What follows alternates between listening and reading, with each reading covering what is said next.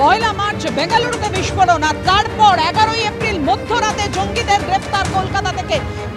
কলকাতা কিভাবে এত নিরাপদ আশ্রয় হয়ে উঠছে জঙ্গিদের, এবং সব থেকে বড় প্রশ্ন, কোথায় কোথায় কলকাতায় ছিল জঙ্গিরা, সেই প্রশ্নই বড় হয়ে উঠছে। কারণ যে মিসিং লিঙ্কগুলো পাওয়া যাচ্ছে, 12ই মার্চ কলকাতায়, 24শে মার্চ কোথায় ছিল সন্দেহভাজন আইএস জঙ্গিরা? দীঘা থেকে দার্জিলিং, কলকাতা থেকে পুরুলিয়া, রুট ম্যাপে একাধিক মিসিং লিঙ্কের ইনফরমেশন সামনে আসছে। 28শে মার্চ দীঘাগামী বাসে ওঠার পরেও 11ই এপ্রিলের মধ্যরাতে গ্রেফতার করা হয় 2 জঙ্গিকে। মাঝের যেই 14 দিন, সেই 14 দিন কোথায় ছিল সন্দেহভাজন আইএস জঙ্গিরা? প্রশ্নটা সেখানেই। কথা বলবো, আমাদের সঙ্গে রয়েছেন আমাদের প্রতিনিধি ময়ূক ঠাকুর চক্রবর্তী। ময়ূক, বারবার এই প্রশ্নটাই উঠছে যে 12ই মার্চ কলকাতায়, 24শে মার্চ কোথায় ছিল সন্দেহভাজন আইএস জঙ্গিরা, এবং সব থেকে বড় কথা 28শে মার্চ যেখানে দীঘাগামী বাসে উঠতে দেখা গেছে, এবং 11ই এপ্রিল মধ্যরাতে 2 জঙ্গিকে গ্রেফতার করা হয়। তার মানে মাঝের এই 14 দিন, এটাই তো ভয়ের, আতঙ্কের, উদ্বেগের। কোথায় ছিল জঙ্গিরা? যে কোনো বড় ধরনের আরো বিপদের আশঙ্কা থেকেই যাচ্ছে। দেখো, একদমই 12ই মার্চ এই 2 জঙ্গি তাদের কলকাতায় আসার ইনফরমেশন রয়েছে এনআইএ সূত্র থেকে, এবং তারপর গত 11ই এপ্রিল এই 2 জন পূর্ব মেদিনীপুরের দীঘা থেকে তারা ইন্টারসেপ্টেড হলো। সেন্ট্রাল আইবির ইনপুট মতন পূর্ব মেদিনীপুর জেলা পুলিশ তাদেরকে গ্রেফতার করলো। এবার প্রশ্ন হচ্ছে যে মাঝের যে সময়টা, সেখানে এই অভিযুক্তরা কোথায় ছিল? এখনো পর্যন্ত কলকাতা শহরে 4টে হোটেলের খোঁজ পাওয়া গেছে। তার মধ্যে একটা লেনিন সরণিতে, একটা এসপ্ল্যানেড ইন, একটা এসএন ব্যানার্জি রোডে, একটা সেন্ট থমাস স্কুলের উল্টো দিকে, এবং আর একটা খিদিরপুরে। যেটা মনে করা হচ্ছে যে এই 4টে হোটেল ছাড়াও এই জঙ্গিরা সম্ভবত আরও কোনো জায়গায় তাদের আস্তানা গাড়তে পারেন। হাওড়াতে কি জঙ্গিরা ছিলেন? আমরা যোগাযোগ করেছিলাম, কিন্তু এখনো পর্যন্ত হাওড়ায় কোনো কনফার্মেশন পাওয়া যায়নি। আর মোড অফ ট্রান্সপোর্ট ঠিক কিভাবে এই জঙ্গিরা পূর্ব মেদিনীপুরে পৌঁছালো সেটা নিয়েও কিন্তু এখনো পর্যন্ত ধোঁয়াশা রয়েছে। যে তারা বাসে গেছিল না ট্রেনে গেছিল, সেটাও তাদের খতিয়ে দেখা হচ্ছে। একটা মিসিং লিঙ্ক রয়েছে যে এরা দীঘা ছাড়াও দার্জিলিং এবং পুরুলিয়ায় গেছিল, যেটা মনে করা হচ্ছে। এই দার্জিলিং এবং পুরুলিয়াতে যাওয়ার মাঝে যে সময়টা, সেই সময়টা এরা কোথায় ছিল? অন্য কোনো হোটেলে ছিল কিনা, বা অন্য কোনো জায়গায় কোনো মুভমেন্ট ছিল কিনা? এটা কিন্তু একটা বড় প্রশ্ন বা মিসিং লিঙ্ক, যেটা এনআইএর অফিসিয়ালসরা দেখছেন।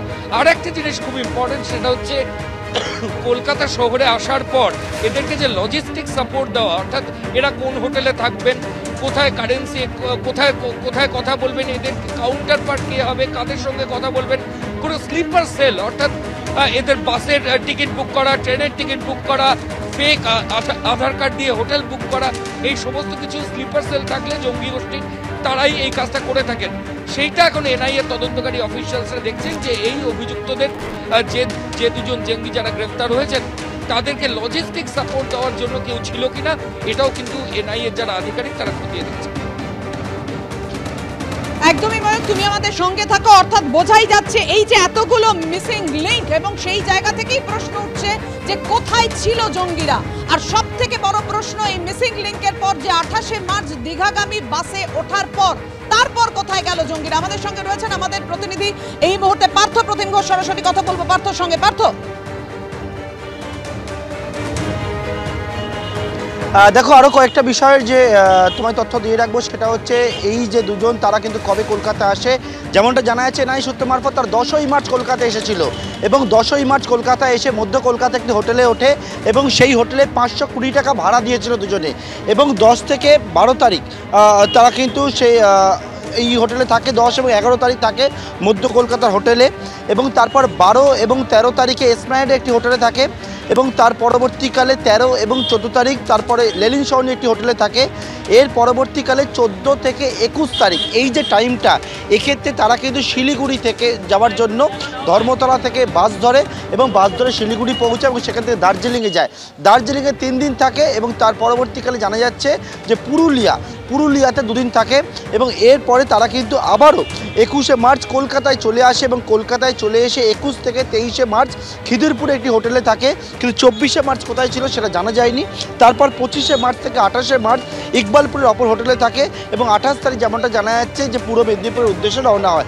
কিন্তু পূর্ব মেদিনীপুর জেলা পুলিশ সূত্রে আমরা জানতে পারছি দীঘায় কিন্তু তারা এসে পৌঁছেছিল, বা পূর্ব মেদিনীপুর জেলায় এসে পৌঁছেছিল একেবারে 10ই এপ্রিল। 10ই এপ্রিল তারা এসে পৌঁছায়। 11 তারিখে বিশেষ অপারেশন হয় এবং তারপরে গভীর রাতে সেই অপারেশন দুজনকে পাকড়াও করা হয়। অর্থাৎ মিসিং লিঙ্ক যে জায়গায় এখনো পর্যন্ত রয়েছে 24শে মার্চ কোথায় ছিল, অন্যদিকে 28শে মার্চ থেকে এই 10ই এপ্রিল পর্যন্ত তারা কোথায় গিয়েছিল এই বিষয়টা কিন্তু এখন জানা যায়নি এবং এনআইএ সূত্রে যেমনটা আমরা জানতে পারছি তারা কিন্তু খোঁজখবর করছে। কিন্তু আরেকটা গুরুত্বপূর্ণ বিষয় সেটা হচ্ছে দীঘা, দার্জিলিং বা পুরুলিয়ার মতো জায়গা যেখানে যে পর্যটনের জন্য একেবারে যে জায়গায় বিখ্যাত, এই সমস্ত পর্যটন কেন্দ্রগুলিতে কেন গিয়েছিল? তারা কি শুধুমাত্র গা ঢাকা দেওয়ার জন্য গিয়েছিল নাকি অন্য কোনো কারণ বা উদ্দেশ্য ছিল? একদমই পার্থ, অর্থাৎ অনেকগুলো ধোঁয়াশার জায়গা তৈরি হয়েছে। যে ইনফরমেশন গুলো আসছে যে 12ই মার্চ নয় 10ই মার্চ, অর্থাৎ তার দুদিন আগে কলকাতায় তারা ছিল, কোথায় ছিল, কিভাবে ছিল? আর 28শে মার্চ যে দীঘাগামী বাসে উঠেছিল 10ই এপ্রিল গিয়ে দীঘাতে পৌঁছলো, তাহলে মাঝের কদিন সে কোথায় আশ্রয় নিয়েছিল?